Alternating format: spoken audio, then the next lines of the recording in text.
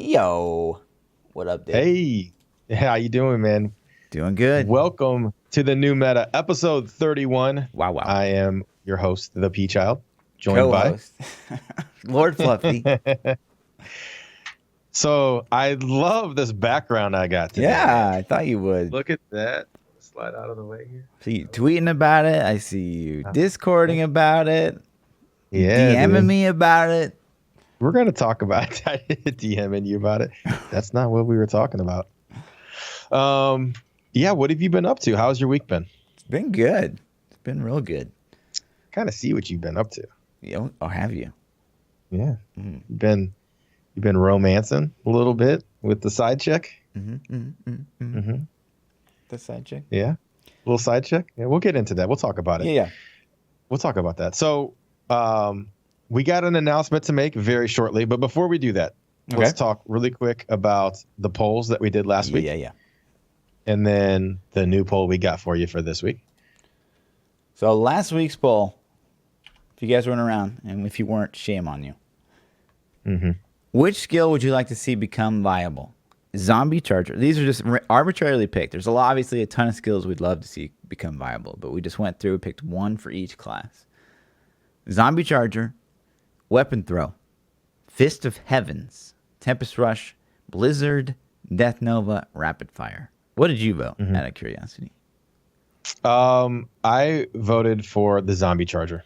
Zombie Charger. It's a good one. I'm going to vote Fist of Heavens. Okay. And the results. A lot of people want Zombie Charger. Zombie Charger. 35% of the vote with 54 votes. Zombie Charger. Coming in second was Blizzard for Wizard. Interesting. A lot of Wizard love out there, I guess, Or maybe they're just saying Blizzard needs to become relevant. Yeah. Rapid Fire, 14%. Which I thought that's really interesting to me because I feel like most I like that skill too. Crazy DHs I've talked to are like, oh man, Rapid Fire would be such a terrible thing. 14%. It's just a fun skill. Yeah. 14% for Fist of Heavens. Yeah. My people. Tempest Rush, 9%. Death Nova, 8%. Weapon Throw, 6%. Like, Death Nova, people are confused. Like, Death Nova is kind of viable for T13 already, like my Blood Nova build and stuff like that. But, like, I mean, like, viable. Like, it's crazy good. But that's what I meant. But that's yeah. Cool. Zombie Charger. I think Zombie Charger has one of the coolest animations in the game. And all the runes, talked about this before. Man. It's crazy. Yeah, it looks cool. We did talk about it because like 2 weeks ago I was streaming and we were trying to make a Zombie Charger build and we're showing off all the runes for Zombie Charger and people are like, "That's like I've never even seen that before." Like that's so cool. Yeah, right. It looks so cool. But yeah, but Blizzard, this is surprising. This is super surprising. Just a build around Blizzard. I don't know. I wouldn't feel it, but I mean, who knows? If they did something awesome, you never know. I wonder how how could you make a really engaging Rapid Fire? Because like you can't take damage on a DH. You couldn't just stand there and hold Rapid Fire. So I wonder how that would work. Yeah, I don't know. It kind of feels like a machine gun. It feels like you're Rambo a little bit. So maybe you could make it super DPS glass cannon. Right. Fist of Heavens though. Woo. Man, we talked about this before. If they made a Fist of Heavens set where you can have Fist of Heavens, so it's like pew pew pew from the heavens, right? This lightning bolt. Then you got Heaven's Fury, that proper runes, not the shotgun. So those come down from the sky, and then you put in Falling Sword, and that comes down from the sky. Like that would be such a dope fucking set. Go all lightning, and you could be like Thor running around, right? It's all coming from the sky and stuff. That'd you could do some fun stuff with that, man. Yeah, really good. And Tempest Rush is like, I feel like the only skill really left in Monk that needs to be touched. Yeah. Because they really didn't have a lot to choose from there. Because most of it gets used and stuff. Most of their skills get used. Death Nova, of course, and Weapon Throw. Because I think if they made a good Weapon Throw, like say they made a Weapon Throw set, I think that could satisfy some of like the Amazon lovers from Diablo 2. So if you did a Weapon Throw, what if they had a mechanic where you had to go pick it up? That'd be interesting. I mean, it had to be really powerful if you had to go pick it up. like if you threw it and then like let's just say if you picked it up in so many seconds, you got a crazy buff or something. For like your next throw, or I don't know. It'd be interesting. You know, it might suck though. It might be like, you throw the weapon and then everything's just like beating on you as you pick it up. You're like, well, I'm gonna throw it at you again. Yeah, I don't know. It'd be interesting though to see what you could pull off with that. Like, I don't know, man. Make it where you pick it up and it does something. So, but yeah, that's interesting. And then we got our results, or the straw poll up for next week, which is basically the big question we're going to talk about on this podcast: the seasonal break. Should it be 2 weeks like it was before, or 4 days like it is now? I'll let you guys vote on that. Yep. Spam that in chat a little bit. We'll talk about that. We'll get into that a little bit. Right. Let's let some of these early votes get in, and then we'll see. But we do have an announcement for next week. Yeah. So next week, we're going to have Dropadooski as the first guest host on the New Meta podcast. Yeah. So next week, get your questions ready for Dropadooski and come tune in. And we're going to have an awesome show with him, and we're going to talk about all kinds of stuff. So it'll be fun. It'll be fun. I'm looking forward to it. Yeah, I'm looking forward to it. Excited that he's our first. Yeah, I know. Dooski is an awesome guy. If you guys don't know who he is, I don't know what you've been doing. But he's a really awesome guy, so it'll be cool for some of you guys who don't know him to meet him. And for those of you that do, you already know what's going to happen, so it'll be fun. And then we're also going to start lining up some more future guests, so hopefully we'll potential stuff in the works that could be really exciting. Got some stuff in the works, man. We got to iron out some details, but hopefully we'll try to do this a lot more regularly. So you're not just listening to us two boring idiots talking all night. Talking about Diablo all day. Right. But I'm really excited for that, man. That should be a really cool episode. For sure. It'll also be the first time we've had 3 people on the show. So we'll have to see what technical difficulties we run into. It'll be awesome. Yeah. Season 15 finally got end dates and start dates for season 16. I mean, I think they were announced like right after the podcast last week. So most people probably know about this. But in case you don't, season 15 is going to end on January the 6th, and season 16 starts on January the 11th. And so this kind of relates back to our straw poll, where we only get 4 to 5 days of downtime, depending on how you want to break the math down. Right. I think it's 4 days of downtime.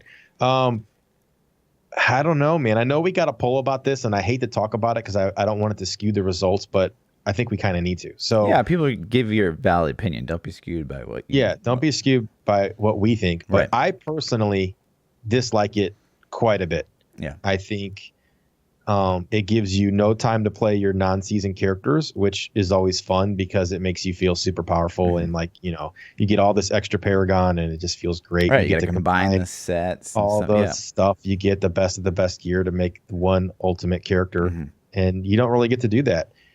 2, for the people that like to push the season, it puts a lot of pressure on us. We don't get any rest. We don't get any downtime. And I'm not even just saying streamers. I mean, like all the people that really go hard at the start of the season and push the entire season only have 4 days to like decompress. Right. And I think that 2 weeks is really big. I think it really gives you time to, I get a couple weeks. I can sleep in late. I can go to bed early, and you don't get that. So. And it kind of builds the hype, especially when there's a patch. Yeah, for sure. And they gotta mix the patch in there. So I guess the season's gonna end on Sunday the 6th, and then I'm assuming Tuesday, which would be the 8th, we're gonna get the patch, and then the season starts 3 days later. Like that seems like a really tight time frame to get any kind of bugs worked out if there are issues. Yeah, I don't know. In the past, they've done it all kinds of ways. They did before. They released a patch with just the season start. So it's like we don't know how they could possibly do it, but hopefully, usually when the season rolls over, the patch starts. But I don't know, man. I don't know how they're going to pull that off. Yeah. Honestly, but either way, they got a 4-day window to knock it out. Because they can't implement the patch before the season ends. So it's going to have to at least be on the 6th or later. Right. And are they going to? And I don't see how they can roll the patch around on the 11th. On the day of the season launch. That seems like a nightmare to me. I would not want to do that personally if I worked for Blizzard. So they got 4 days to squeeze it in. or 3 days. And that's just like, it feels shitty. I don't know. Like you say, like I was playing hard this season like I did last season, and like I'm pushing up until Sunday, the hour that it closes, and then I have Monday, Tuesday, Wednesday, Thursday to chill out. And I don't get to chill out because, I'm trying to make YouTube videos as fast as I can for, season starter guides and stuff like that. And then boom, that Friday, like right back in, time. man. It's crazy. And so as a content creator, it's even worse. Right. But I mean, that aside, it's still, I think it's a lot of that's the same for people who aren't content creators that are just pushing really hard or trying to get all the extra juice they can.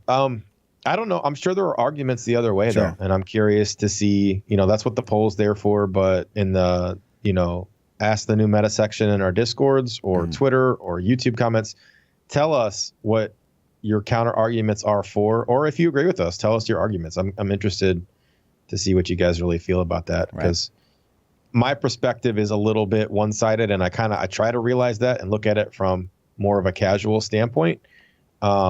But it's still, even as a casual standpoint, I don't see the benefits really. So, right. And it's what makes it like, so I tweeted out immediately after this, and I was like, wow, because 4-day break, like, I haven't met a single player. Honestly, I hadn't met a single player that's like, oh yeah, 4 days. That's awesome. I mean, I've talked to tons and tons of people in the community and in our Discords, and like I hadn't run across a single person that's like, yeah, 4 days is awesome. And then one person in my Discord was like, yeah, I do like it because like playing non-season is stupid. I was just like, well, okay. Yeah. I mean, I guess if you really don't give a crap about non-season, like, I mean, I get it. Then you don't have to wait. Right. But also kind of like undistinguishes seasons from one another, especially if there's no changes. Like it just makes it feel like it's just the next. This one's got that patch coming too, so there's a lot of hype for it. And maybe Blizzard's reason for making it so short is that they don't want people to figure out the end game metas before the season hits. Make people figure it out in season. That's like the only real positive argument I could see for it, is that like they don't want to give us time to figure shit out. So boom, here you go. Or the other positive thing is they could be making some more changes. Maybe, but we don't have time to test them. We need I don't know. Well, they don't always do that. So like let's say 261, for example, they threw it up on PTR. They did a couple PTR phases, but then ultimately what they released was different from what was on the PTR. We never got to test the final 261 before they released it. So. Yeah. What patch was it that had there were some warrior bracers that were like Mortix bracers? Yeah, they never hit live ever. No, did they? There's so many players like me. I was farming them. I was like, why can't these fucking drop? I can't remember how, it was so long ago now, but I was upgrading yellows and shit trying to get them, and I'm like, what the hell is going on? I don't even remember that much about them anymore. It's been so long. They gave you every rune on Wrath of the Berserker. Yeah. And they were insane. Charge bar was like blowing up shit because like man, it was so good. We've talked about this before, and man, I know we have completely drastic different viewpoints on this, but the more the time goes on, the more I am like starting to feel throw balance out the window a little bit and just let us break shit. I want to have fun. I want to get in there. Like, I want items like that, man. I want bracers that just let me destroy everything. I want that for all the classes. I want all the classes to feel broken, because I need something to feel. I need some excitement. I need something to keep me. But the answer isn't breaking shit. Okay, like there's so many things that they can add damage modifiers to in this game. It's gonna make it feel fresh. It's gonna make it feel like you're destroying shit. It doesn't have to break the game. Ugh. Please, let's not fall back into the. I want some fun. I can't wait for season 16. I like the Royal Ring buff. I think it's going to give us a couple extra options, a little bit of extra power creep. And I hope that for the next season that they can figure out a way to make that even better. Like we need these things that make us feel super powerful. And I think with the seasonal themes, they might have finally figured out a way to give us power and take it away without us being pissed off, you know, a little bit. Because if we get the Royal Ring buff right now and we make some crazy combo builds that we can't do without it, when they take that away, I think we're a little bit more accepting of, all right, well, that's gone. You know what I mean? But it's okay because next season I'm going to get this, and that's going to give me more crazy breakable things. So, and then when that season's over, they can take it away. So I think the only hang up that we're going to have is leaderboard pushes of last season. I was able to do a 130. This season, I'm only able to do like a 112. They're going to have to close the gap a little bit on that power, but I'm excited to see if they can come up with better stuff than a Royal Ring buff. I want something that's not in the game. I want something unique built out, you know? Yeah. I could totally see them. Next season they do like you get an additional weapon slot in the cube. And then I could see them like maybe give an additional, because roar kind of counts for either additional jewelry or additional armor. So then I could see him like doing one more thing that's like additional, and then I could see him doing the season after that being all three come back. All three at the same time? Wow, that'd be kind of crazy. I think a quality of life change, if we're going to get more, I think I think legendary gems need to go to the cube really, really badly. I think that would be an awesome thing, just to put your gems in the cube. And nice. Then they could give us gems as well. They could say, okay, instead of the Rogue buff, we're going to give you Bane of the Trapped. But that's not enough for me. Like that's like a cop out in my opinion. I mean, that'd be pretty big too. Bane of the Trapped. That would be a huge power creep, but I want something different, man. Like, I mean, like instant ideas for next season are like, well, they're going to give us Convention of Elements, or they're going to give us Bane of the Trapped or Bane of the Powerful or something like that, stricken built in. But we need something else. Like, I want a unique mechanic that's not in the game. But it's hard to come up with something that would apply to all the classes, you know? So yeah. Unity, kind of, but that would kill everything. That could be funny, trolling people with Unity. Right. Hardcore, don't even play. So, anyway, yeah, that's the season 15 start and end dates, man. And we're, give us that feedback. Let us know what you think. We still don't have PTR feedback yet that I'm aware of. Have you seen anything? No. I haven't seen anything. Nobody's told me about anything. I looked and I didn't see anything. That blue post from last week, that we talked about. Two posts basically since BlizzCon. Official posts. Yeah. We hear no you. Balance. Yeah. Tuning updates. No second PTR announcement. I mean, I would be flabbergasted if we had another PTR because, like, we're coming up on holidays. There's no way. Blizzard, like, I don't think we're disappears. going to either, but I kind of expected a tuning update at this point because even if we don't get to play it, we could at least give feedback on it. If they're like, hey, these are the changes we're making, and we as the community see something super out of place, we could be like, oh, you realize you can do that with this, right? You might. Are you sure? And nothing. So I don't know, man. It's really, really weird for them to say we hear you and all this, but then they have to be working on it. There's no way that they haven't touched it since they shut it down. It's been 2 weeks, 3 weeks? Yeah, it's probably sitting on somebody's desk somewhere. Like, hey, a couple more number changes. I'll get around to for it. The intern. Hold on, Joe the intern. I'm watching Stranger Things right now. Mess with me later. Oh my gosh. Yeah. But we did have some job postings that opened up. Yeah, those are interesting. On Blizzard's website. So I don't know if you guys saw this. I'm sure you guys probably didn't unless you're browsing the job openings. But there's a software engineer post, and what it says is they're looking for somebody that has experience in first person and third person for an unnamed project. Does it specifically mention Diablo in there? I can't remember if it said Diablo in that post. No. So, but they're looking for a senior software engineer that's got first and third person experience. Could Diablo 4 be over the shoulder with first person mode? I mean, So that Kotaku article we talked about like a couple weeks ago had talked about that they were on a constant struggle between isometric and over the shoulder. Mm-hmm. God, I hope to go isometric. I think if they go third person, it could be totally amazing. But I think it won't really be an ARPG Diablo game at that point. Right. I think it would be like, wow, I don't Diablo. know. It wouldn't have that same feel to Diablo. And like, I think Diablo needs to stay isometric. I personally feel that way. But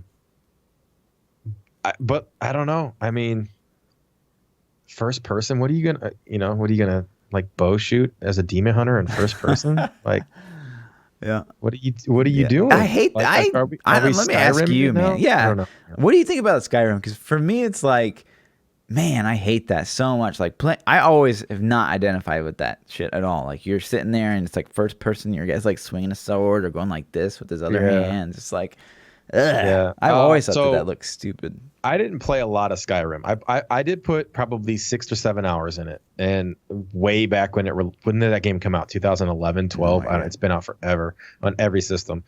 I hated first person. I only played in third person ever. Yeah. And it was, first person to me felt horrible, especially trying to attack somebody with a melee weapon. So I hope they don't do that.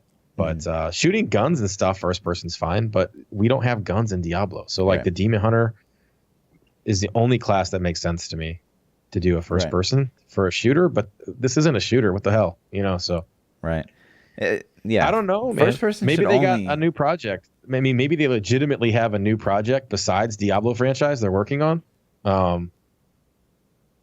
Yeah, first person should only be like when you need accuracy. Like, it just doesn't make sense otherwise. So, like, the only time... So, I was in, like, the top raid guild in the world in EverQuest 2. And the only time I ever went first person was because, like, I had to see... Like, my character was backed up against a wall, and I had to see, like, what the mob was doing. Because, like, in third person, I couldn't. So, you'd have to, like, scroll in for those moments or whatever. But, like, it's never because I wanted to. It's just because I had to for mechanics or something. Yeah, I agree. I really hope. If they did over the shoulder for Diablo, I've gotten a nice sample this week of what a over the shoulder game is capable of with God of War, and I'm going to get into that later. But that game absolutely destroyed every standard ever set for a third person game. I cannot believe how good that game was, and I'm going to get into it later. But if they pulled off anything close to that, I would be ridiculously impressed. You know what I mean? So I just don't see how they can make that fit in a multiplayer environment, though. I mean, that was a story driven, guide you down a path. It was like watching a movie. Story. So those silly things. But it's interesting, though. I mean, we're seeing all these job postings pop up, and this has been something that we've been talking about since the podcast started. Since episode 1, these job postings are kind of like the only gateway we have into seeing what's going on. And the unnamed project has grown from, a couple postings, like 2 or 3, to now there's, a list of 50 or 60 positions. So they're definitely putting in work on something, and I hope it's Diablo related. So could be. Yeah. But from that post that made it sound like, the dev team that was the D3 team is now the D4 team. So they wouldn't be hiring. We wouldn't see a ton of, unless people just, roll over and. Or they didn't have the experience in what they're trying to pull off. Maybe. Maybe they need new peoples. And they should get new peoples. Blizzard. Like, whoever works on D3 should not just be the people working on D4. Please. Yeah. Get fresh eyes in Get some new blood. Yeah. But yeah, and then that kind of leads to that Diablo photo contest. Oh my God. Tell me about this Diablo photo contest. So we tweeted this out as soon as we saw it. I was live when this I don't know if I was live, like the night this happened, I was live and somebody told me about it. Mm-hmm. This is the stupidest thing I have ever seen. Right. So for the people who are listening and can't see it, Diablo came out with a competition that is to win a Diablo 3 Nintendo Switch Eternal Collection Edition with a 12-month Nintendo Switch Online membership and the Dark Wanderer backpack, which is cool. Like that's a cool thing to give away. It's an awesome giveaway. Yeah. Mm-hmm. The problem is to enter the giveaway, you had to take a photo of yourself playing Diablo 3 on the Nintendo Switch. They expect you to have a Diablo 3 Switch to win a Diablo 3 Switch.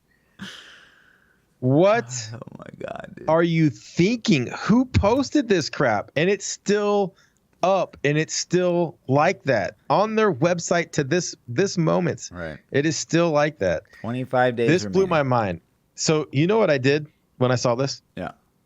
I pulled up a picture of their advertisement of Diablo on a Switch, and I full screened it and zoomed in on my monitor.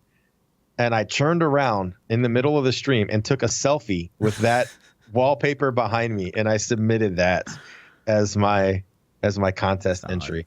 Solid. That is, oh man, this blew my mind. I can't believe somebody has a marketing job after this announcement. It's and then to make a post like this in the current state of Diablo, it's like no one even thought to like double check this, like to make sure who's in charge of this shit is my question. Like who is running your marketing team that is this oblivious to let this get out? The person that posted it probably needs to get their work checked a lot.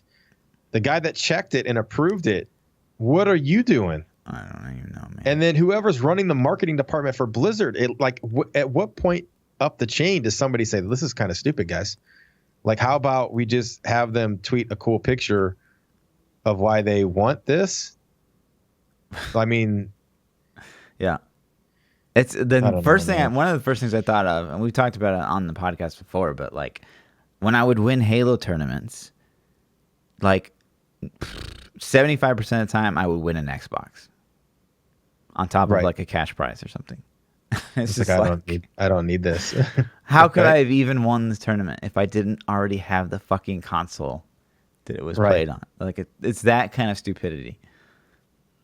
Yeah, it blows my mind. And the thing about this isn't the first, like Blizzard's not the first company to do this, but it seems like when these ships are going in the wrong direction, they just do dumbass thing after dumbass thing. And this is like a stupid move that Blizzard doesn't need right now, especially in the Diablo property. What? So you would think that like, okay, you know, anything that we say, anything that we do now, like really has to be like smart. And then like this gets out. And it's just like, that's just insane. It's insane. And the fact that it's been out for a week, and I know people have tweeted at them, like, what are you doing? And a week later, it's still like this. Well, they could edit it. They could change it. They should. They could be like, they should edit this post and be like, send me a picture of why you want this, or a picture of. But then they probably get those idiots out there that are like, oh, I went out and bought it just so I could. Well, they don't say how they're picking the winner. It doesn't say randomly raffle. Right. You know what I mean? Yeah. So like, you're going to pick the contest winner anyways. It's probably going to be like Jim Bob's cousin from marketing anyways. Right. So, you know, like whatever, man. But it's pretty frustrating. I saw this and I was like, this can't be legit. Like people in my chat were telling me about it and I'm like, there's no way. There's no way.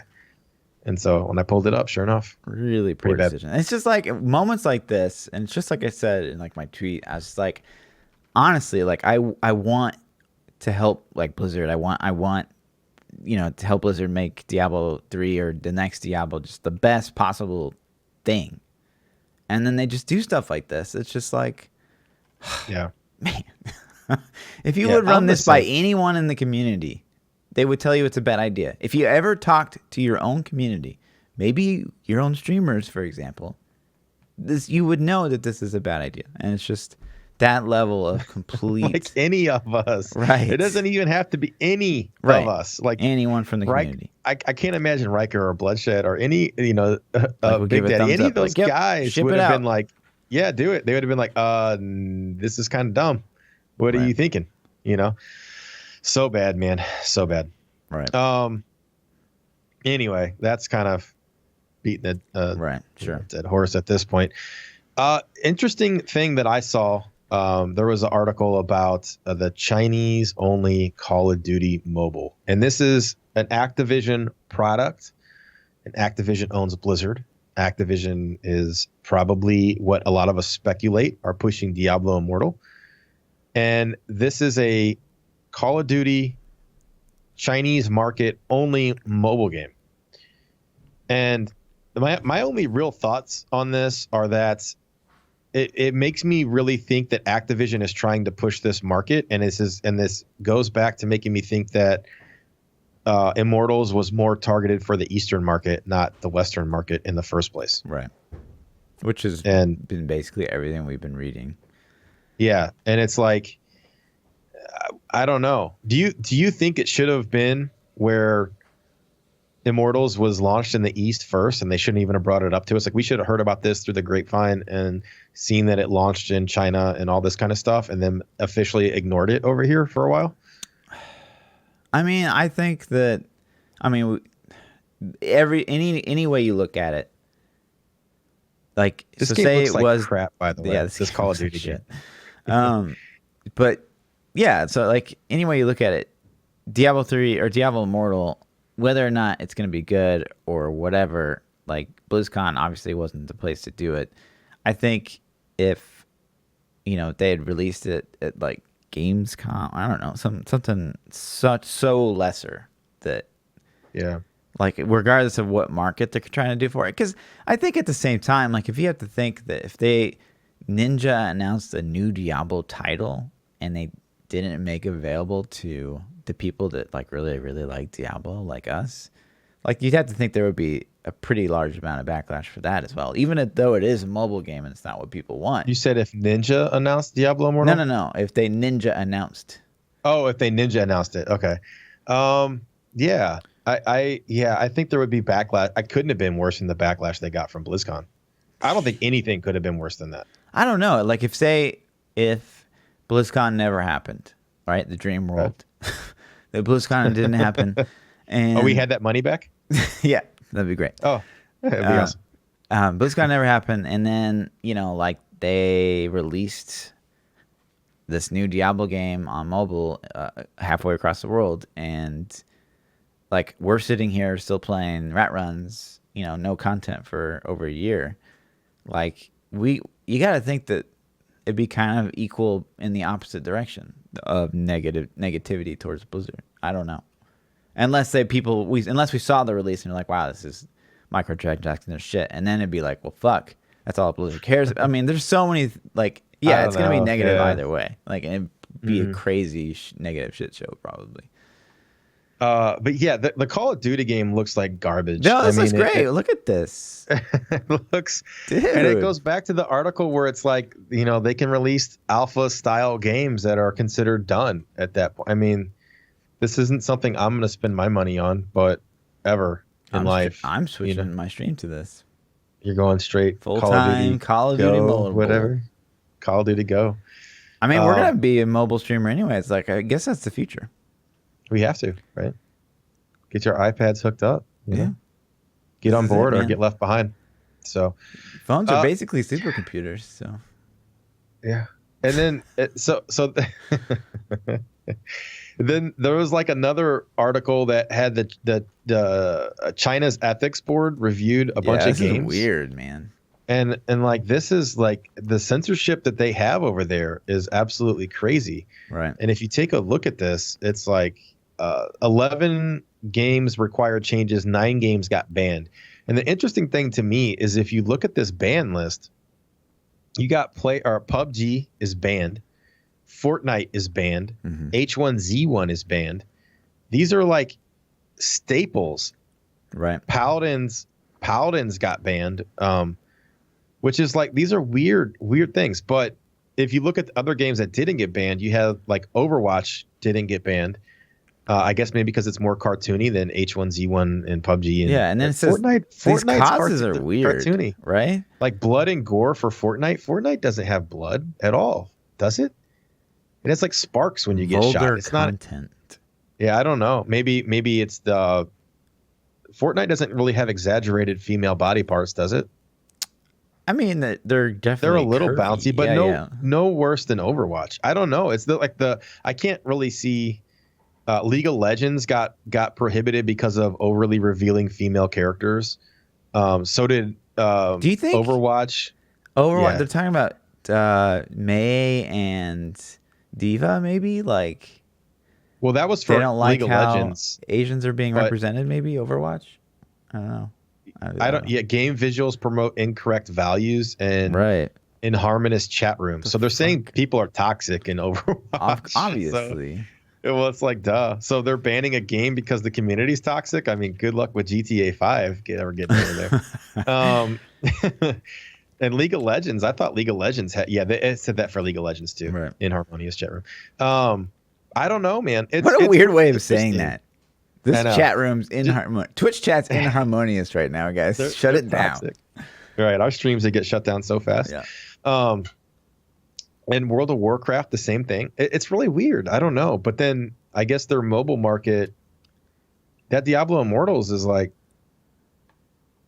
they said for Diablo, they said game missions include fraud. Yeah, what the heck does that even mean? What is Diablo doing? Is it ripping them off over in China? It's like, hey, you gotta buy some stuff to complete this mission. I don't even understand. That's the only one that's got fraud even in there. So I wonder if that has to do with like the real money auction house, like from vanilla or something. It could be. Maybe they still had it in the East. I don't know. Crazy list though, man. This is interesting stuff. So yeah, interesting stuff. Yeah, other news, Diablo related. I don't know if you saw this. I know you're all over it. Diablo 2 is getting its ladder reset on 12/7. I already did it. Already happened last Friday. Already did it. Which is crazy. So what happens to the old ladder? Is it archived or is it just gone? Like, well, before, and I don't know if this is still the case, but like, I think it. I mean, I think if you didn't log into your ladder for a while, you would just like be deleted forever. Because I remember that happened to me. I am not up on my Diablo 2. I haven't played in over a decade. People are always like, oh, you know, what builds you play, and like, and they talk about Diablo 2 mechanics, like, hey, what'd you think about the rune, blah, blah, blah, and how'd you farm it? I'm like, I have no fucking, like, it was over 10 years ago, man. Like, I can't even remember what build I was playing, like, season 2. You know, like, it's like gone. Yeah, it's the same for me. I played it at launch back in 99, 2000, whenever it came out. I mean, 18, 19 years ago. So I don't remember. I don't remember at all, you know. But I mean, if you're a Diablo 2 player and the ladder gets reset, if it's like, they're saying it's like seasons in chat. So maybe it's like an era thing and it just gets reset every now and then. I don't know the frequency of it, but they're still supporting it. Why would they reset it? Did they make any fundamental changes to the game? No, I mean, it's just like seasons. Like, it just makes it a little spicy. Start over. Do it again. Yeah. Okay. Yeah, I don't know. Yeah, some people are excited about it. That's some cool. people are like, this is the biggest announcement that they've had all year. For those people, I'm really happy for it. If it's a thing that you're into, that's super awesome. Right. You know? And then there's some other weird stuff. Okay, so there was a worldwide rank 1 3-man Shotgun Crusader 3-man clear. So it's a support monk, Star Pack Wiz, and Shotgun Crusader. That's interesting. They got a 142? Yeah, 142 rank 1 world. It's non-season, of course. Yeah, and what was their Paragon? It looks like the Crusader's 7-9, the Monk 7 even, and so it's a wizard. Yeah, so it's cool. I mean, it's a lot of greater rift levels. It's a lot of Paragon juice. Right. A lot of skill. I mean, I'm sure there's a lot of everything going on. So yeah, it's crazy. Be interested to see. Like, look at the Rift Guardian damage there. Look at those numbers, man. I know. Insane, especially when Stricken starts tearing off. Yeah, it's pretty crazy. Woo. So, and they get with like 30 seconds left too, just nutso. Yeah, look at that damage start to rack up. Like how, like that yellow number across the screen. Can we freeze one of those? Oh my god. Yeah. Wow. Cajillion. Pretty sure that's Cajillions. Wow. Look at that number. It just looks like hexadecimal code at this point. Like you got 100 million. Wait. Yowza. Dr. Evil on there. Right. That's insane. Yeah. That is crazy. Good for them. That is good. That is good. But then a really interesting thing. I don't know if you had time to look at this little clip. So someone came up with a kind of a new RGK Necro. So you're familiar with the skill Bone Spirit? No. So Bone Spirit is this particularly terrible, slow-moving skill. It hits pretty hard, but like, you know, a lot of time it'll miss or whatever. And then there's pants that go with it that say, you know, the further you are away, the longer it takes for the Bone Spirit to travel, the more damage it does. So people are kite 'em pairing it with Trag. Look at, you see, little. Yeah. So the Necro's standing all the way across the map on a single lane map, and he's just shooting at him, and he's gonna fire away his Bone Spirits. You'll see it in a second here. It is so stupid. It looks like here they come. Here they come. It looks like they're trying to help him line it up. Fire away. Like look, so they're trying to line up the RG. So dumb. Actually, it hits pretty hard, but man, yeah, it's tearing them up, dude. What a way to play. New meta. That looks really fun. Yeah, that'd be a really good game. Totally Can you imagine doing that against RGs that see my move? Face. Oh my gosh, a lot. You'd be like, fuck. You're trying to set it up and you know, bladder or yeah, they just teleport right on top of your face. Has the patience to do that. It's funny. It is funny. But goddamn. It's funny. So Friday, we had this thing. This thing happened on Friday. It's not something that I participate in, but it's Path of Exiles League launched on Friday. A new league. You read that like it's so foreign to you.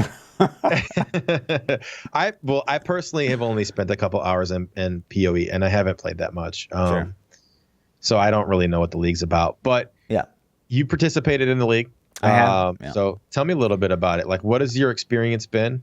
Sure. Well, first of all, I skipped Friday because I knew this is that side chick we were talking about earlier when we started the podcast. First of all, I skipped Friday because I knew it'd be like either a Q fest or lag fest or crash, and apparently it did. So, but I actually played, and this is a real small tangent. I played the new Super Smash Brothers Friday. I saw that. And then in the new Super Smash Brothers, there's kind of an ARPG mode.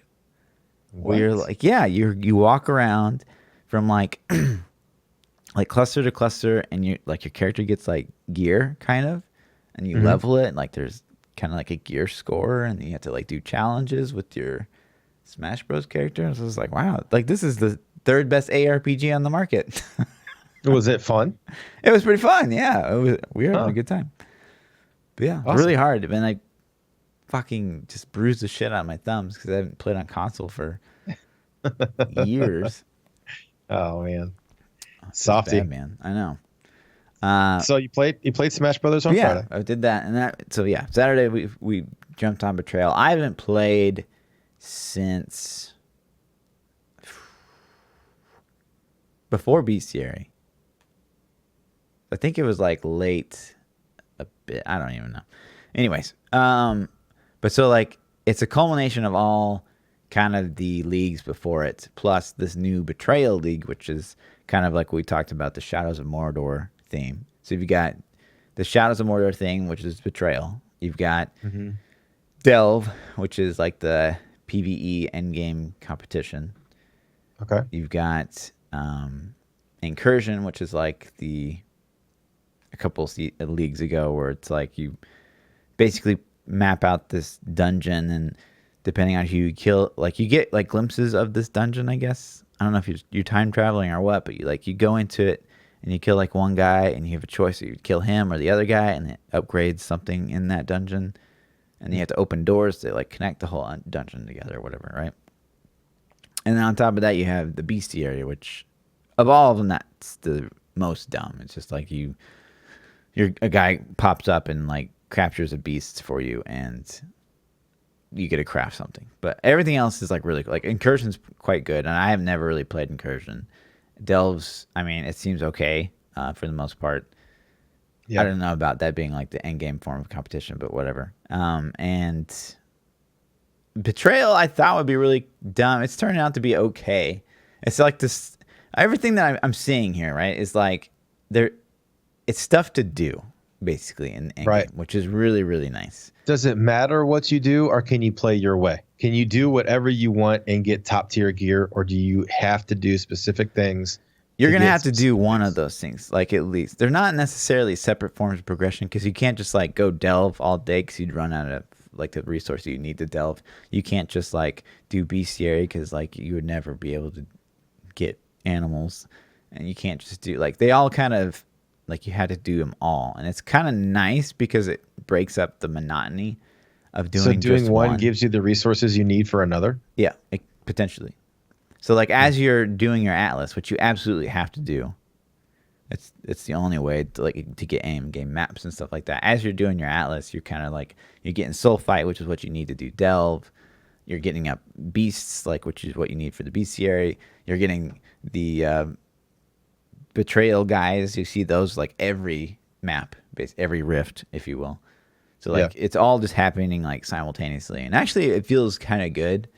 There's always that kind of like initial romance though, like you come back to a game after a really long time, and then I've noticed like a lot of teeny tiny quality of life improvements, like being able to see like, okay, if I look at this gem, I can now tell if it works with another gem, as before like you had to like Google it like every single time.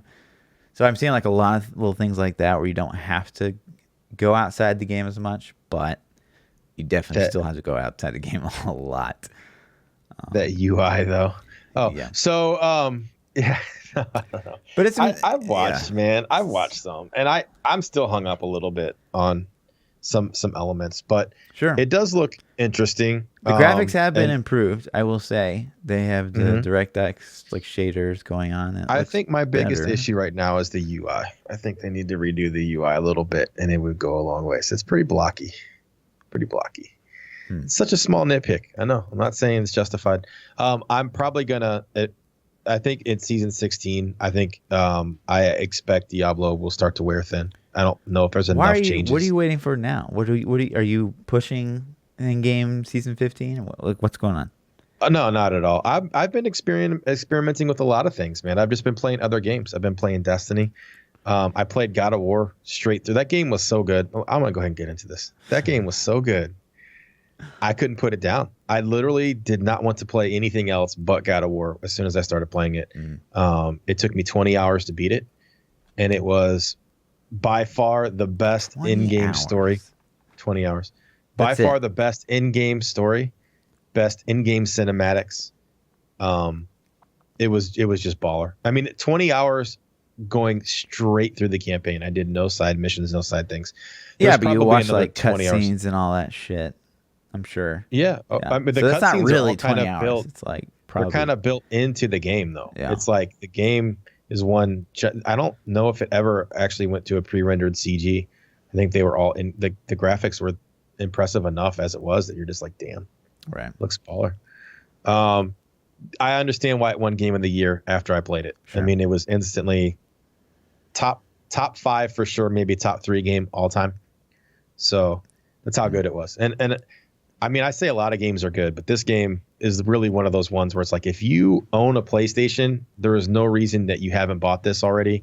And if you don't own a PlayStation, it justifies the cost. I think Breath of the Wild was good enough to justify the cost of a Switch to me. I think it was that good. But Breath of the Wild has so much more content than God of War. I don't know. Yeah, probably a little bit, but God of War's got a lot, man. There's so much side stuff to do in that game. But God of War is the same for me. It's on the level of, if you bought that in a console, I don't think you would be pissed off at the price of the console. I think you'd be like, that was worth it. Now I got the console, I can buy other stuff too, but it was worth it. I can't imagine. I just can't imagine in the current year paying $60 for a game with a finite number of hours in it. Like it's $40 right now. Okay. Like the game's been 40 forever, and I only paid 17 for it. I got it on Black Friday, but it's yeah, I don't know. I mean, if you go to the movies, 2 hours. No, I don't. Yeah, you're right. You know, sure. And I got 20 out of this, and I could easily probably get another 10 to 20 for side stuff if I wanted to. So, but for one of the best stories that I've ever played in a game, like the story was so good, it was worth it, man. It's worth every penny of the $40. As we're gonna bring up the discussion again, like, you know, Call of Duty got rid of the story mode, and I think it's one of the best decisions they ever made. So different game though. That's what God of War's about. Diablo could do the same thing. There's no multiplayer. Diablo could get rid of the multiplayer or the story. Either way, they could go either way. You can't get rid of multiplayer. What do you mean? It's supposed to be a story-based game too. No. So I don't know. You know, it's a good game, man. It was fun. It was not super challenging at the normal difficulty. I think I died a couple times to a couple bosses, but after 2 or 3 deaths, you figure it out. And they had more. You could turn it up. If you're one of those Dark Souls players and you really want to punish yourself, you can make your life miserable. And they can go easier if you're like somebody who's not good at games. So that's kind of cool, man. I think it fits a lot of different people, a lot of different skill sets. And it was fun. I had a great time. And I also got to play the Anthem beta this weekend too. Or Alpha. Sorry. Alpha. So is it as slow as I thought it would be? I got alpha access to Anthem and I loaded it up, and it was very fun, honestly. What? It made me, so listen to this. It made me more excited after playing the alpha than I was before playing the alpha. Wow. I think the game still fundamentally got some things they have to work out. It's an alpha, you know what I mean? So I'm not gonna sit there and nitpick. I think the flying controls on a mouse and keyboard felt like crap. It was really, really bad. On a controller, it was way better. And I think that's just fine tuning. I think they'll iron that out better. But the best way I could describe Anthem was kind of take the scenery from Monster Hunter, throw Iron Man in it, and you're running around kind of like Warframe style, doing damage, but it felt more polished than Warframe already in its alpha. We got loot, but you couldn't equip any of it or use any of it. They had loot limited. They had your loadout locked, and they had your character class locked. Diablo Immortal. Yeah, pretty much. But, you know, like I said, for an alpha, though, it was okay. It was relatively stable. They kicked me out a couple times in the middle of a game. You had some supers that felt very rewarding to use. The flying I thought was going to be gimmicky, and I thought in Anthem they were really going to pin you down, and like, you know, flying was going to be like a gimmicky thing that they did for you and you really couldn't do it. But that wasn't the case. It seems like what they did was they put a ceiling on the environments, and once you hit the ceiling, this fake storm would like cause your suit to go crazy and you kind of go back down to the level they wanted you at.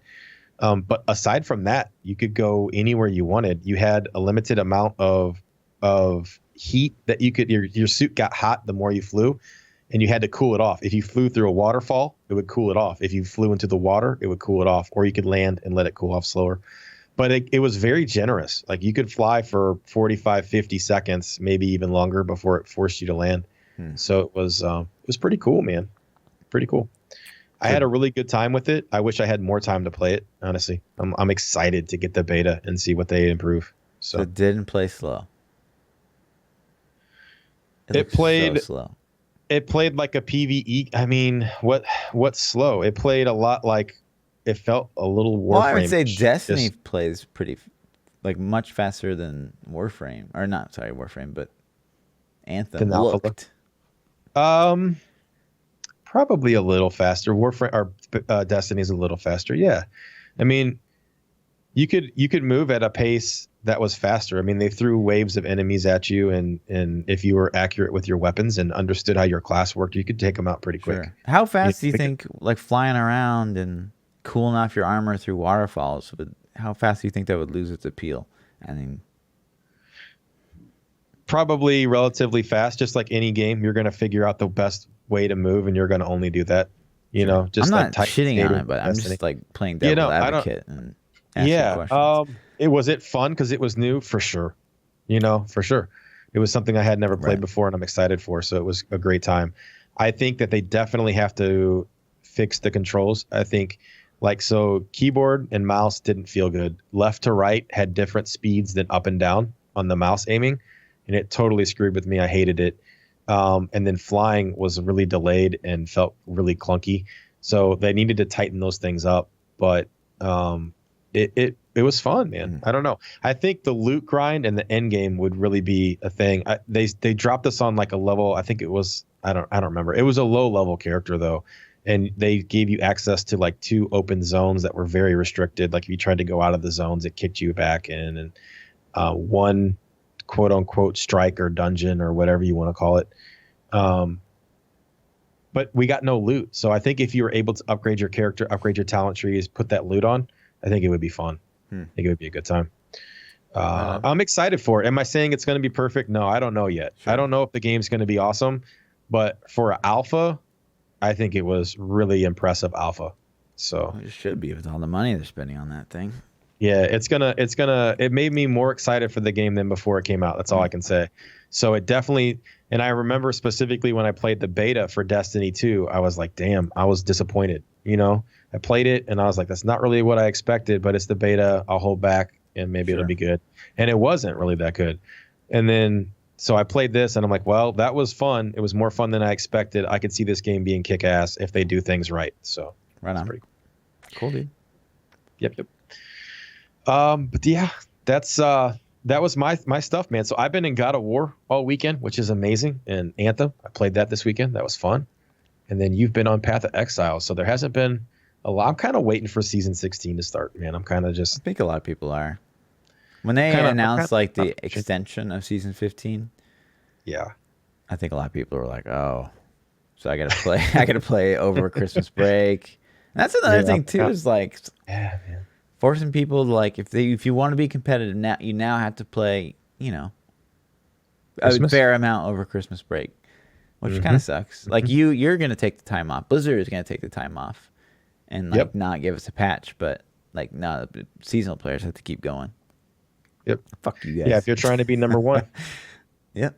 Sucks. I kind of every season that we've had in season 2.6.1, I've felt less and less competitive. I don't know if that, I mean, I know like last season you pushed pretty hard and you did really good. Yeah. But it seems like the first season 12, I was like, you know, all right, let's do it. And then season 13, like, okay, a little bit less. Sure. 14 less. And now I'm to the point where like, I don't really care, you know, or care less. So, and that's just my personal, you know, standpoint I think that's a pretty across the board standpoint. Like, I mean, if you have staleness in any game, like, the drive for people to keep doing what you're supposed to be doing definitely goes down. Yeah. So we'll see if they fix us up. Yeah.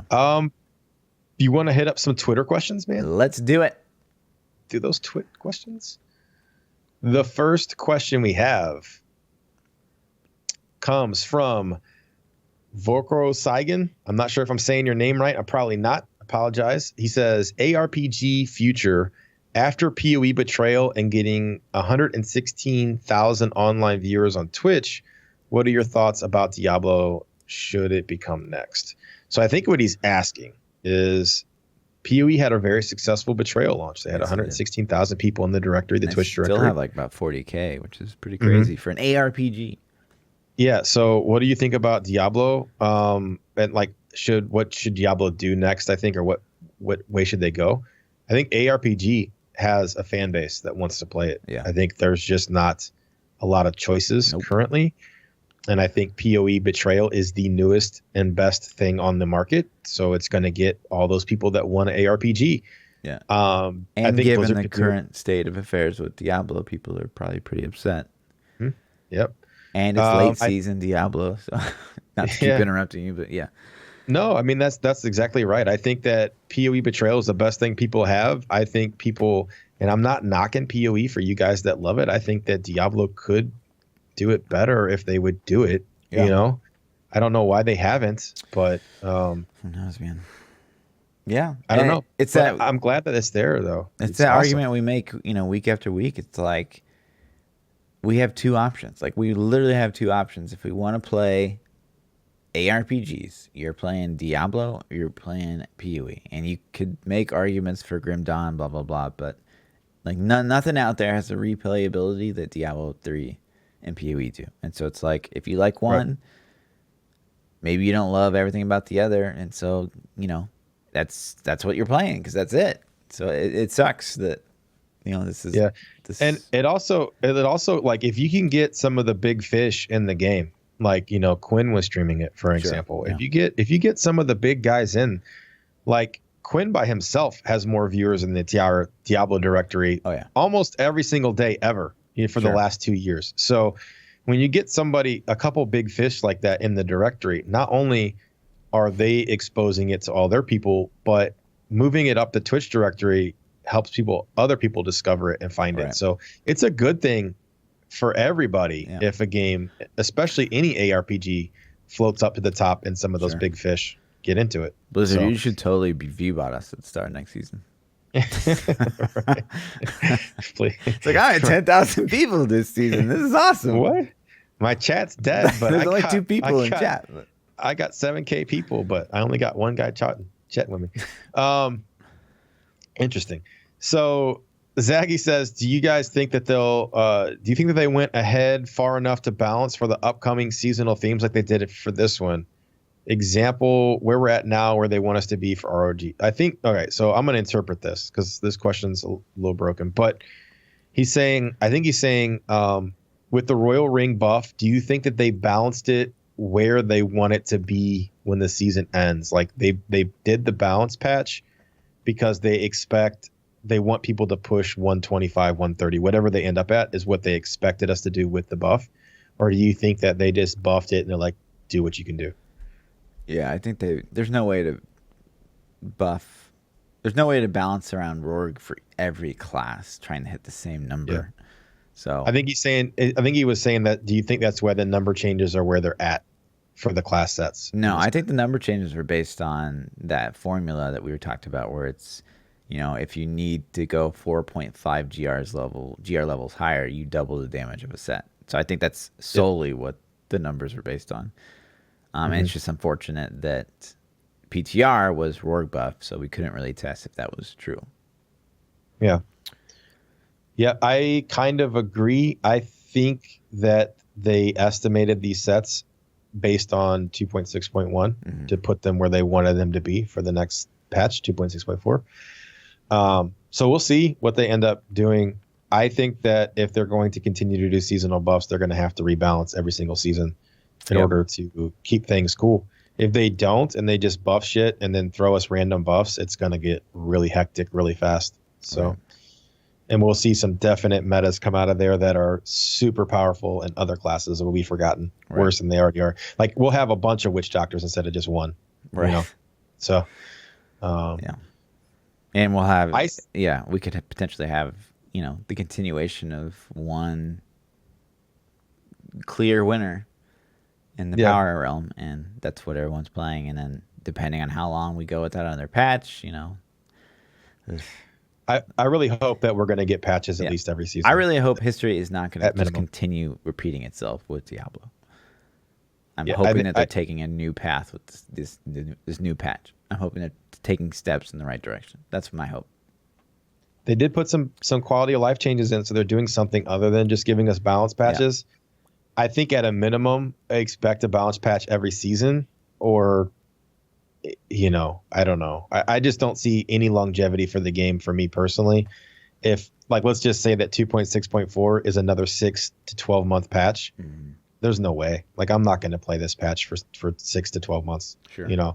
3 months is probably decent. Maybe 2 seasons, maybe if they get a good seasonal buff and that doesn't destroy things, but I don't know, man. Right. Ice Effect says, what are your thoughts on the game awards? Do you think God of War was game of the year? And what about Ninja winning content creator of the year? Yeah, I demand a recount, obviously. Should have been me. But yeah, I mean, good for God of War. I haven't played. I think every game that was in contest for Game of the Year, I have not touched. Yeah. I looked at the list, and it looked like a strong lineup. I think they had Assassin's Creed was on there, Spider-Man was on there, God of War was on there. I think Red Dead was on there. I've played all those pretty much. I haven't played Spider-Man, but I played the other ones. If you would have asked me beforehand, I would have probably said that I thought Assassin's Creed should have won. I thought that was a great game. After playing God of War, there's no way. Like, God of War 100% deserved it out of the games that I've played on that list. The only one I didn't play, I think, was Spider-Man. So it was awesome. And then Ninja winning Content Creator of the Year. I mean, yeah, he's pulling 100K viewers. Were you expecting someone else to win? Yeah, I mean, I don't even know who else you could even stick in that category with him. No. You know, I mean, it's like he's fucking going on. The people you could put in that category with him are the people like that he like has with them on stream all the time. Right. Yeah, like he single-handedly picks out and boosted them up. So. You know, which is kind of funny because like. You know, I like Dr. Lupo. I've watched him since he was a Destiny streamer. I've been watching him for 4 years, you know. And when Ninja originally started playing with another guy, Grenader Jake, who I like, he's another Destiny streamer that I watch, nice guy. And you could see once him and Lupo started kind of becoming buddies, like Lupo went from, you know, really successful 800,000 viewers to like just skyrocket, you know, instantly. So he has that effect of whoever he decides he wants to be buddies with. I think he'll pull them up pretty high with him. So I guess all the content creators nominated were Fortnite streamers. Were they? It was Lupo, Ninja. I'm assuming Tim was on there. Who was another one? Probably Mark Wayne or something. Yeah, he's another Fortnite guy. Yeah. And then there was some chick on there that I've seen on Fortnite Directory. I can't remember her name. But yeah, probably. I don't know. Yeah, Pokemon, something like that. Yeah, it's the biggest game. It's surprising that there were no League of Legends people on there because that's a massive game in itself too. So I don't know. Yeah. The dirty one says Season of Grandeur. What ideas do you guys have on which items work for the top builds? Multi-shot and Pale, Whirlwind Barb names a bunch of builds. Also, will the Grandeur still make Rat speed meta in Season 16? What other combinations possible? Contenders thinks. It's kind of hard to sit here and just like name off builds what I think it's gonna manipulate. But like an example with rat runs in the PTR, what I did on my rat run character is I took off my pants and I put on the Witch Doctor pants that give you extra the Swampland pants that gave me extra 20% physical. That was instantly the first thing that jumped out at me. I'm like, oh, I can get 20% more physical now. And I did that. Would there be other things like that may be better? Sure, possibly. I haven't had time to sit there and break down all the different piece combinations and stuff. So yeah. Cold Lancer, you could pick up what? There's three things I can tell you right now. You can pick up Frostburns. You could pick up Strong Arms and Nems and roll the knockback on the Strong Arms. You could do full set Pestilence with the Coonies and Nems. So there's like 4 different metas you could do that all work pretty darn well. Yeah. And I think a lot of classes are going to have that. So what's going to end up pushing top is going to be hard. You're going to actually have to smash your face into some rifts for a while, and use some Diablo planner to see, you know, what you think ends up working best. But that's what kind of makes this season fun. That's what's going to give this season the longevity over the previous seasons. Is it's not because we're going to jump in with, oh, Monk's more powerful this season, I get to play Monk. It's going to be, I'm playing Monk and I don't know what's the best. Let me figure it out. Sure. And I think that's what's going to be awesome. So yeah. But yeah, as far as the speed meta, or just the meta in general, we've talked about this before. I'd be just absolutely shocked if the XP meta wasn't different. I think that the format. I don't think rats are getting dethroned. I've said that since I saw the patch notes. Still. I don't think that rats are going to get dethroned. We saw a triple shadow do like a 2-minute 105 and shit, and Charge Barb is up there doing like 110s. I think there's going to be a lot of comps that are viable alternatives. Yeah. But I think if you're taking juice for juice, man, I think a rat team that's equally juiced up could probably still contend with. That would be unfortunate, right? So let's just go. I hope I'm wrong. Right. I really hope I'm wrong. But it's just assume. So next season would be rat runs still, and then the 4 men would be Tarasha Star Pack, Monk, nothing changed. A Barb, and fucking Thorns Necro. Like absolutely nothing changed after all this. Mm-mm. That'd be awful. Yeah, I agree. And like I said, I really hope I'm wrong. I played on PTR, and I didn't have the same level of juice on the other characters as I had on my rat. Like I have a non-season rat that's pretty crazy. He's like 6.5 million physical. I mean, it's pretty decent. We smoked some 110s. I mean, we got a team. I got another rat that was equally geared as me. And we got a good Z Necro and a good Z Barb that knew what they were doing. And we were shitting on some 110s. I mean, putting them away and then consistently putting them away. That's kind of the difference, I think. And I didn't do triple impale or quad impale or, some of these other comps that we tried. I did do the 2 furious charge barb impale Z Monk, and I did try a single charge barb Z Monk, Z Barb impale combos out to see how they felt. And they felt good, but they didn't feel as good as the rat. And maybe it's because I'm better at rat too. I've played so much of it. I'm like, I know what to do. The comp knows how to play together and things like that. So. That's kind of a concern as well. It's like, if you think about it, we only had a week on PTR. And if the season starts up, people are going to probably play rats because they know it's a sure thing. Instead of being able to really figure out a really good XP meta on PTR where it doesn't matter, like where your time doesn't matter. Versus like a season starts and okay, I got to grind, so I'm going to play rat runs because it's the best, right? Because we know it works, right? And you're not going to experiment. Right? If you get the crappiest rat team ever and the players know what they're doing, you're going to instantly do 85s. Right. If you have unrolled pieces of gear but you have the right things, you're in 85s.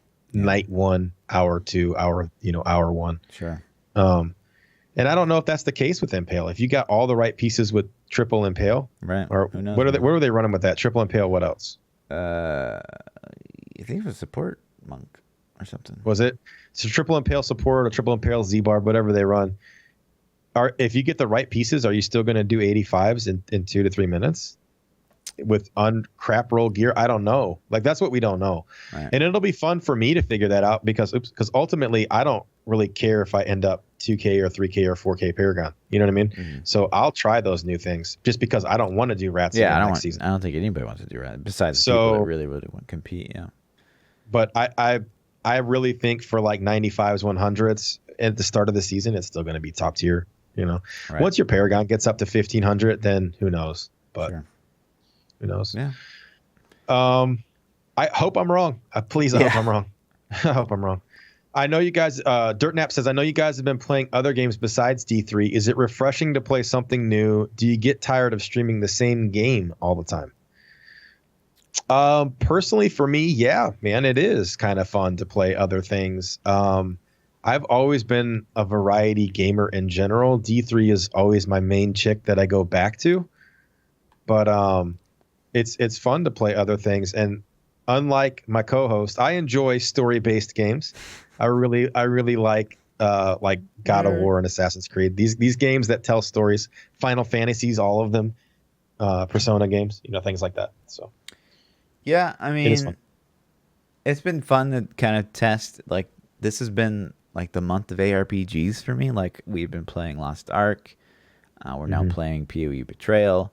We got to play PTR Diablo. So it's really been kind of the best of all worlds, I guess, for ARPGs currently.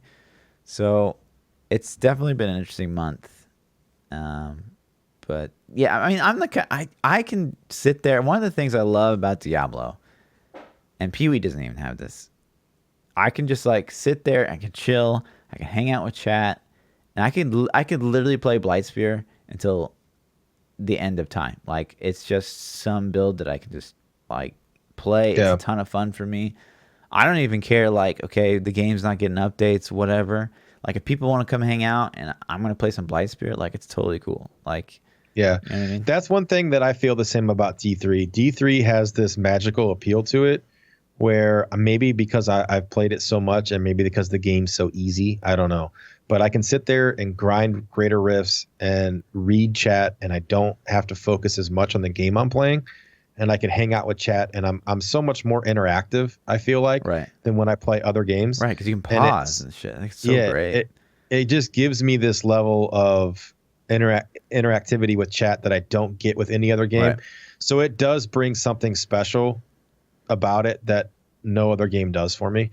But yeah, man, it is fun to you know, if you're eating steak every day, how good's that steak after 3 years? Sure. You know what I mean? A pizza sounds really good, right? So it's kind of like that. Yeah. That's kind of the analogy I use, but I still love it. It's still fun. Right. So I'm excited for season 16. I'm probably going to chill on D3 until season 16. Yeah. And then once it hits, then I'll feel like, whoa, it'll be like, it'll be fun. I haven't played for a couple of weeks, and, you know, I'm taking my own break, even though Blizzard's not giving us one, you know, so. And it's, you know, Diablo's in an interesting state, you know, with the controversy, and it's tough to get on Diablo, and, you know, every day you're dealing with like do you guys have phones, you know? And I get that in other games, man. I'm still, and I get it because I'm a Diablo streamer. You know what I mean? So all my people but are you know Diablo how triggering people. it is to me, the guy that asked the fucking question. Jesus. It's like, but I'm playing God of War, and somebody said something like in game. The character said something like, you know, and then somebody was like, "Do you not have?" And then inserted that item they were talking about. You know, it's just like. Fuck. I've had people come in and ask the question, "Don't you guys have phones?" and didn't even know I was the guy that asked the question. It's like that big of a meme. Like, that's funny, man. Like you realize, you're a PT, and I can't even hang out in fucking Quinn's chat because his sub alert is, "Don't you guys have phones?" That's so funny, man. PTSD every time. Yep. That's it, man. That's all the questions that we had. So if you guys, this is my favorite section of the podcast, by the way. So if you guys have questions to ask, you can ask them on Twitter. You can tweet at ThaPChild or at Lord__Fluffy. We have Discord set up. You can get Discord commands in either of our chat rooms, and I think maybe in the YouTube video. And ask those questions, man. We have sections set up for the podcast. If you have topics that you think are worthy of discussion, I'm not going to promise we'll talk about them. But if you want to post them in the Ask New Meta on our Discord or tweet at either of us, we definitely read that stuff. Yeah. So I used to read the comments on the YouTubes. That'd be a pretty good place to get them, but now I cannot keep up with the YouTube comments. I'm still getting just thousands of comments on those BlizzCon videos. So yeah, it's way too hard to filter through. Yep. My YouTube, like all YouTube, I think is so toxic. I read it, but I don't read it in a timely manner. I'll go through like once or twice a week and see what people are saying. So, but yeah, that's it, man. So thanks for hanging out for the New Meta episode 31. Yeah. I am ThaPChild. You can catch me on Twitter, Twitch, YouTube, all that stuff at ThaPChild, and I will be streaming right after the podcast. Yeah. And I'm Lord_Fluffy, double those underscores on the Twitter. And guys, episode 32 next week, our very first guest, the Deusk himself. Very exciting. Drop a Dusky. Yeah, make sure you come show some love for Dusky. Yeah. It's going to be a fun stream, man. We get to have somebody who's dabbled in both Diablo and PoE, so we can actually get some insight as to some of the in-game comparisons. Really. Yeah. So and it'll be cool. And then one of the things, you know, like it's not going to be like a PoE versus Diablo discussion. It's going to be like 100% not. It's one guy that has experienced both games at a very, very high level and has made the switch. And so like it's honestly, it's more of like an interview than anything. It's not like let's not spark a fuck Diablo, fuck PoE, right? Fuck Diablo, fuck PoE, right. This is not at all. I mean, and we're not like that in general. Right. I jokingly give games a hard time, but you get more viewers I'm pretty open-minded in Diablo by talking shit on PoE. You get more viewers in PoE by talking shit on Diablo. Your viewer counts just go up, But yeah. So, anyways, guys. Yeah. Good podcast. We'll see you next Tuesday for episode 32. Yeah. We'll see you, dudes. Peace.